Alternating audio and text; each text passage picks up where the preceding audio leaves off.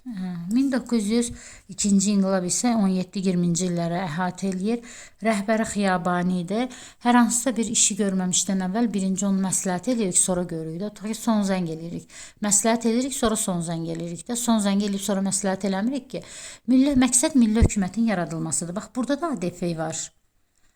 Burada da ADF var. Burada da milli hökumət var. Burada da milli hökumət var. Bax, bunların ikisinin oxşar cəhəti odur. Sadəcə bu qacarlara qarşıdır. Bu P, Pəhləvilərə qarşıdır.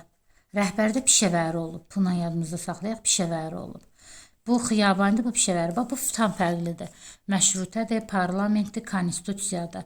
Bu tam fərqlidir. Bu oxşar cəhəti odur ki, ikisi də Azərbaycan Demokratik Firqəsi yaradıb, ikisi də milli hökumət yaradıb.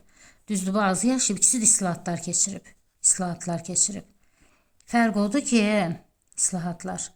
Bu daha genişdir, bu biraz məhduddur. Deməli, 1917-ci ildə ADF, Azərbaycan Demokratik Partiyasını yaratdı Xiyabani. Elə təzə başını açırdı ki, milli hökumət yaratsın. Həmin dövrdə 1-ci Dünya müharibəsi olduğu üçün Cənubi Azərbaycan gah Rusların hücumuna məruz qaldı, gah Rusiyada fevral inqilabı olduğu üçün Rusiya çıxıb getdi bura. İngilislər gəldi, sonra mart soyqırım törətdi ermənilər Cənubi Azərbaycanda. Buna Urmi bəlası deyirik. Urmi bəlası. Deməli, 1918-in 31 martı bizdədir, 21 martı onlarda olmuşdu. 21 martda onlarda demək soyqırım, çünki 21 mart onlar üçün müqəddəs bir gündür. Novruz bayramı İranda xüsusi bayram kimi qeyd olunur, müqəddəs bayram kimi. Demək, həmin gündə onlarda ermənilər soyqırım törətmişdi. 31 martda isə bizdə. Ona görə biraz baş qarışmışdı. 1920-ci ildə isə demək, əhali ADF-nin deputatlarından bir neçəsi İran tərəfindən həbs olunur. Bundan qəzəblənən ADF üsyan eləyib, demək, milli hökuməti yaradırlar. Lakin bu milli hökumət iyunda yaranıb, sentyabrda ləğv olunub. İslahatlar da ondan ibarət idi ki, zavodlar, fabriklər, jandarmlar, polis yaratmışdı. Sonra qızlar üçün məktəb tikdirmişdi. Lakin AXC-ni görməyib bu. Hətta bu özünü Azadistan adlandırırdı. Niyə? Çünki İngilislər Şimali Azərbaycana gəlib neftə kapital qoyurdu, bizi ilə dost idi. Amma bundan düşməndir. Çünki tütünə kapital qoyurdular. Bunlar əkin sahələrini zanit edirdilər. Ona görə bu özünə Azərbaycan yox, Azadistan deyirdi ki, qoy beynəlxalq aləmdə deyəndə ki, İngiltərə Azərbaycana gəlib gəlir, səhv düşməsin. Azadistan deyə səsləndirirdi özünü. AXC ümumiyyətlə bunu görməyib. Keçirik Pişəvəriyə. 2-ci Dünya müharibəsinin içində Pişəvəri Pəhləvilərə qarşı idi. 41-46-cı illərdə inqilab baş verdi.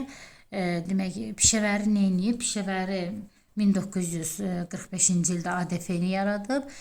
ADF-nin qərarlarına əsasən də milli hökuməti yaratmışdı. Milli hökumətin yaranması 21 Azər hərəkatı adlanır. Bu ADF falan yox. Sırf milli hökumətin yaranması 21 Azər. Azər onlarda aynı adıdır. 21 Azərdə yaranıb, 21 Azər hərəkatı adlandırılır. Və Pişəvərinin islahatları 1946-cı ildən həyata keçir.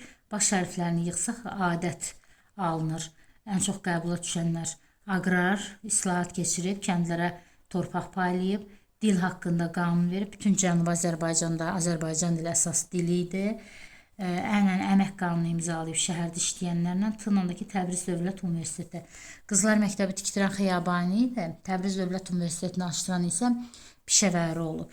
Və baş hərflərini birləşdirsəz adətlə yadınızda qalar.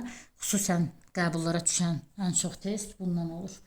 Ya bundan, ya da belə deyək bundan. Bunların ikisinin oxşar cəhəti milli hökumətin yaranması, ADF-nin yaranması.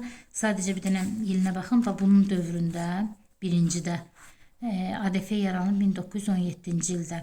Milli hökumət aprelində.